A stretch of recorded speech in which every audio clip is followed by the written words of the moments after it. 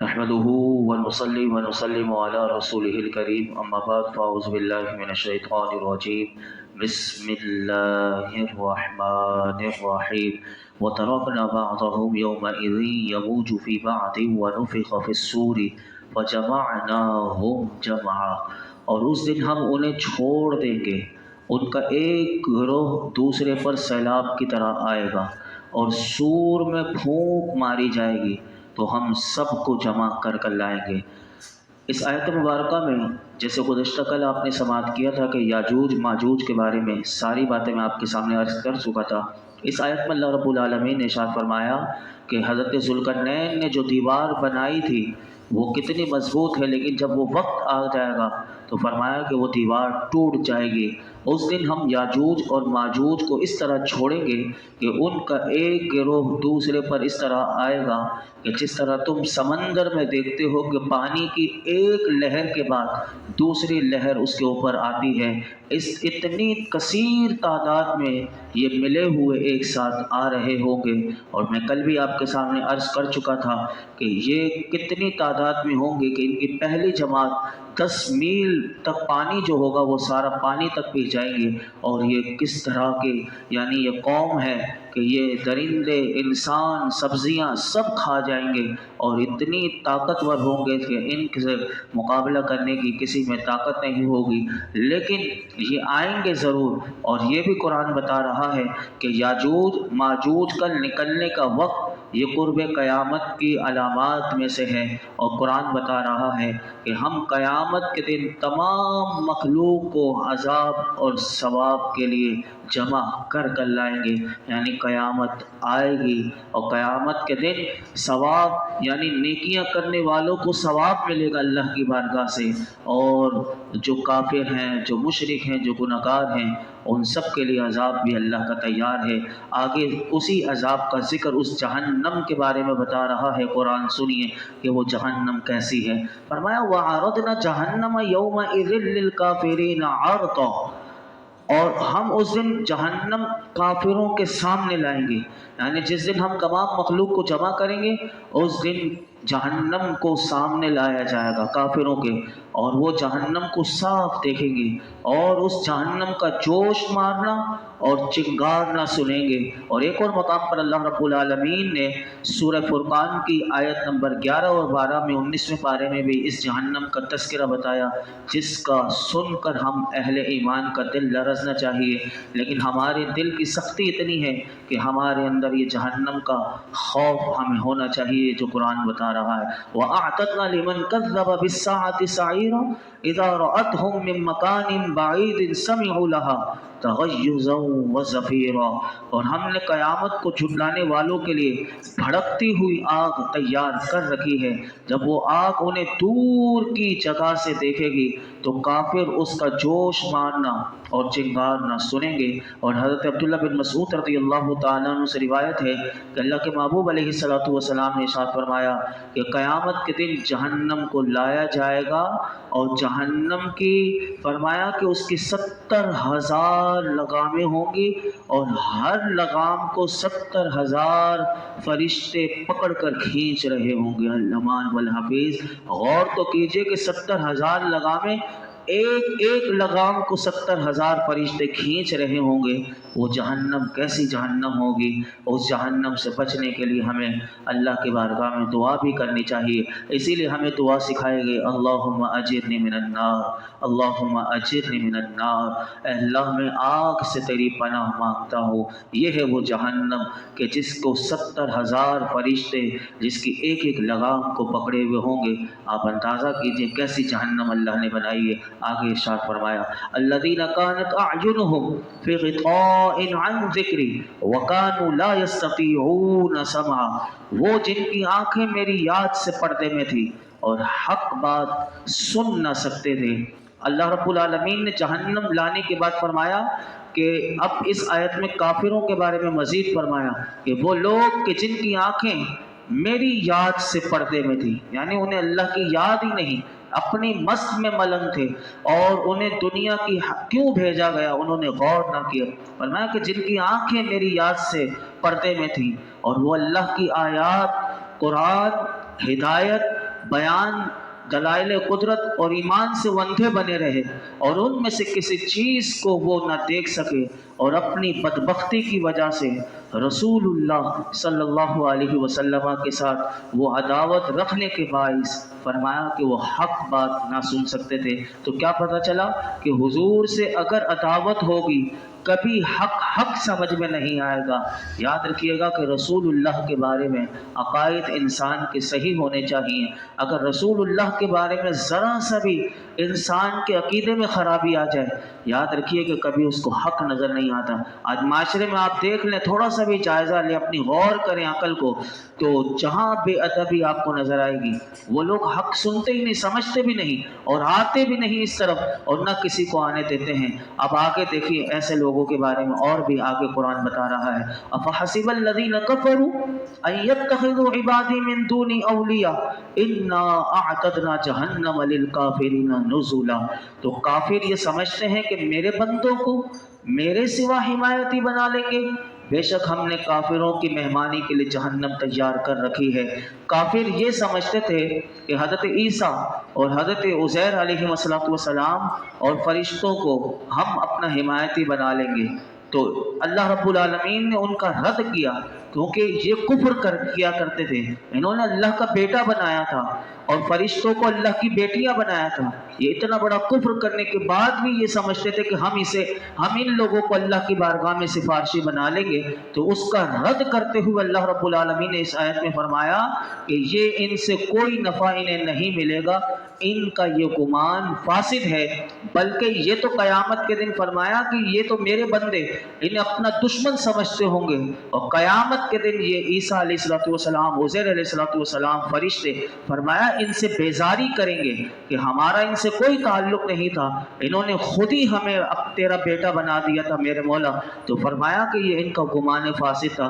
लेकिन साथ इसी आयत को रखते हुए जहन में रखिएगा, लेकिन अंबिया, मलाइका और ईमान वाले ये मददगार होंगे क़यामत के दिन ईमान वालों के, और उनकी शफाअत भी अल्लाह की बारगाह में करेंगे। इसका पूरा सबूत कुरान और हदीस में मौजूद है। काफिरों की न कोई हिमायत होगी, न कोई मददगार होगा। आगे इरशाद फरमाया, कुल हल नुनब्बिउकुम बिल अखसरीन अमाला, तो फरमाओ क्या हम तुम्हें बता दें सबसे ज़्यादा नाकिस अमल वाले कौन हैं। इस आयत में गौर कीजिएगा, मैं दोबारा तर्जुमा पढ़ता हूँ। फरमाया तुम फरमाओ क्या हम तुम्हें बता दें कि सबसे ज़्यादा नाकिस अमल वाले कौन हैं। इस आयत का खुलासा ये है कि फरमाया कि वो कौन लोग हैं कि जिनके अमल करने के बावजूद, यानी उन्होंने बहुत मुशक्क़तें की दुनिया में, और इस उम्मीद पर कि हमने जितने अमाल किए हैं हमें कल क़यामत के दिन अल्लाह की बारगाह में उसके फ़ज़ल से नवाजा जाएगा। लेकिन फरमाया कि उन्हें अल्लाह के फ़ज़ल से नहीं, बल्कि बजाय फ़ज़ल के वो बर्बादी और हलाकत के घड़े में जा गिरेंगे। और ये कौन से लोग हैं, तो इसकी तफसीर करते हुए हज़रत अब्दुल्लाह बिन अब्बास रज़ियल्लाहु अन्हुमा फरमाते हैं ये लोग यहूदी और ईसाई हैं। और बाज़ मुफस्सिरीन ने फरमाया इससे मुराद वो लोग, वो राहिब लोग हैं कि जो गिरजा घरों में चले जाते हैं और खलवत नशीनी में रहते हैं। और हज़रत अली रज़ियल्लाहु ताला अन्हु ने इसी आयत के बारे में फरमाया कि ये लोग अहले हरूरा हैं, यानी खारजी लोग हैं। और खारजी, तो इसकी फिर उलमा ने कहा कि हकीकत में सब एक ही मफ़हूम के तहत आ रहे हैं, लेकिन हर एक ने अपने हिसाब से मुख्तलिफ ताबीर बयान की है। और फरमाया इसका अगर खुलासा अगर हम करें तो इसका ये बनेगा कि इसमें हर वो शख्स दाखिल है कि जो इबादत या ज़ाहिरी अच्छे अमाल में मेहनत और मुशक्क़त तो करता है, लेकिन अब जो बात मैं कह रहा हूँ उसको अपने पल्लू से सुनिएगा। और यही बात हमारे यहाँ सीधे साधे लोगों को, लोग नमाज़ों को देखकर, रोज़ों को देखकर, नमाजी देखकर बहुत बड़ा नेक समझते हैं, लेकिन उसके साथ एक चीज़ ऐसी होती है। उलमा ने ये सारी चीज़ों का खुलासा करते हुए फरमाया कि ये वो शख्स हैं कि जो इबादत तो बड़ी अच्छी करते हैं, ज़ाहिरी अमाल बनावट के लिहाज से तो बड़ा अच्छे होते हैं, मुशक्क़त के साथ करते हैं, लेकिन فرمایا اس کے ساتھ کسی ایسی چیز کے مرتکب ہو جاتے ہیں کہ جس کی وجہ سے ان کا وہ پیچھے کا سارا اعمال جو ہے وہ برباد ہو جاتے ہیں، جیسے کہ کفر کر لینا، جیسے کہ نبی کی توہین کر لینا، جیسے کہ کسی صحابی کی توہین کر لینا۔ اب یہ کیا ہے؟ یہ وہ چیزیں ہیں کہ جو پیچھے تو بڑے چیزیں ہیں لیکن ان کی ساری چیزوں کو برباد کر دیتی ہے۔ تو اس سے علماء نے فرمایا کہ کسی کے ظاہری اعمال اچھا ہونا یہ اس کے حق ہونے کی دلیل نہیں۔ جیسے کہ بعض لوگ کہتے ہیں یہ تو بس نماز پڑھتے ہی اللہ اللہ کرتے ہیں، ان کو اچھا، تو یاد رکھیے گا یہ حق پر ہونے کی دلیل نہیں ہے، یہ قرآن کہہ رہا ہے، یہ میں نہیں کہہ رہا۔ اور صحیح بخاری میں تو یہاں تک ہے کہ خارجیوں کے بارے میں صراحت کے ساتھ وضاحت ہے کہ رسول اللہ صلی اللہ علیہ وسلم نے صحابہ کرام سے ارشاد فرمایا کہ یہ وہ لوگ ہیں، ان کی وضاحت کرتے ہوئے اس آیت کے ضمن میں میرے آقا نے ان کا پورا پوسٹ مارٹم کر کے بتایا کہ کیسے ہیں۔ فرمایا تم ان کو اپنی نمازوں کو، یعنی تم اپنی نمازوں کو ان کی نمازوں کے مقابلے میں اور اپنے روزوں کو ان کے روزوں کے مقابلے میں حقیر جانو گے۔ میرے آقا نے فرمایا یہ قرآن بھی پڑھیں گے لیکن وہ ان کے حلق سے نیچے نہیں اترے گا، یہ دین سے ایسے نکل جائیں گے جیسے تیر شکار سے نکل جاتا ہے۔ یہ میں نہیں، میرے آقا بتا رہے ہیں۔ اور صحیح بخاری شریف کی اگر آپ میں سے دیکھنا چاہیں تو حدیث نمبر 3610 ہے، کتاب المناقب میں باب علامات النبوہ میں یہ حدیث پاک موجود ہے۔ جو خارجی کون ہوتا ہے؟ تو یاد رکھیے کہ خارجی ان کا سب سے پہلا بانی کون تھا؟ یہ حضور علیہ السلام کے زمانے سے پیدا ہوا اور اس کا نام جو تھا یہ ذوالخویسرہ نام تھا۔ اور اس نے کیا کیا تھا بے ادبی؟ یہ نبی اکرم صلی اللہ علیہ وسلم کی بارگاہ میں جب مال غنیمت آیا کرتا تھا تو میرے آقا علیہ السلام مال غنیمت اپنے صحابہ میں تقسیم کر دیا کرتے تھے۔ اور اللہ کے نبی سے بڑھ کر عدل کون کرے گا؟ اللہ کے نبی سے بڑھ کر دینے والا کون ہوگا؟ تو اس وقت حضور کی تقسیم پر اعتراض کرنے والا جو یہ شخص تھا ذوالخویسرہ، کہ اس نے حضور کی بارگاہ میں حضور کی گستاخی کی تھی اور حضور کو کہا تھا اعدل یا محمد، نعوذ باللہ کہ آپ عدل کیجئے۔ تو اس وقت حضور علیہ السلام جلال میں آ گئے تھے۔ تو یہاں سے پتہ چلا کہ اور فاروق اعظم اتنے جلال میں تھے کہ اس کی گردن اڑا دیتے، لیکن میرے آقا علیہ السلام نے ان کو روک کر آگے کی بات حضرت فاروق اعظم اور تمام صحابہ کو بتائی تھی اور فرمایا تھا کہ یہ تو وہ شخص ہے، ابھی تو اس کی جو نسل آگے آئے گی تو میرے آقا نے فرمایا تھا کہ یہ دین سے ایسے نکل جائیں گے جیسے کہ تیر شکار سے نکل جاتا ہے۔ اسی وجہ سے انہیں خارجی کہا گیا، یعنی یہ دین سے نکلنے والے۔ یہ لوگ ظاہری طور پر بڑے عبادت گزار ہوتے ہیں، شب بیدار ہوتے ہیں، عبادت، ریاضت، تلاوت قرآن میں مشغولیت دیکھ کر صحابہ کرام حیران ہوا کرتے تھے۔ لیکن وجہ کیا تھی جو لوگ آج سمجھنا نہیں چاہتے؟ وجہ یہ تھی کہ جب تک عقیدہ درست نہیں ہوگا آپ کی کوئی نمازیں، کوئی کچھ بھی کام نہیں آئے گا۔ یہ میں نہیں، یہ حضور علیہ السلام نے بتا دیا کہ ان کے عقائد اور نظریات اس کا صحیح ہونا صحیح ہے۔ لوگ کہتے ہیں نمازیں پڑھ رہے ہیں بس چھوڑو، تم کون ہوتے ہو؟ ہم کوئی بھی نہیں ہوتے، جو حدیث پاک ہے وہ بتا دیا اور جو قرآن بتا رہا ہے اس کی روشنی میں بتا دیا کہ ان کے عقیدے اور عقائد و نظریات انتہائی باطل تھے۔ اور ان کا ایک بڑا عقیدہ یہ تھا، جو ان خارجیوں کا یہ تھا کہ جو کبیرہ گناہ کرے وہ شرک کرتا ہے، وہ مشرک ہے، اور جو اس کے عقیدے کا مخالف ہو وہ بھی مشرک ہے۔ اور ان ظالموں نے حضرت علی رضی اللہ تعالیٰ عنہ کو بھی معاذ اللہ مشرک بنا دیا تھا اور نہروان کے مقام پر آپ سے جنگ کی تھی۔ صحابہ کرام رضوان اللہ تعالیٰ علیہ اجمعین نے ان کی تمام تر ظاہری عبادات، ریاضت، تقوی، طہارت اور رات بھر کی تلاوت قرآن کو خاطر میں نہ لائے تھے۔ اگر آپ پڑھنا چاہتے ہیں تو یہ جنگ آپ پڑھیے تو آپ کو پتہ چل جائے گا۔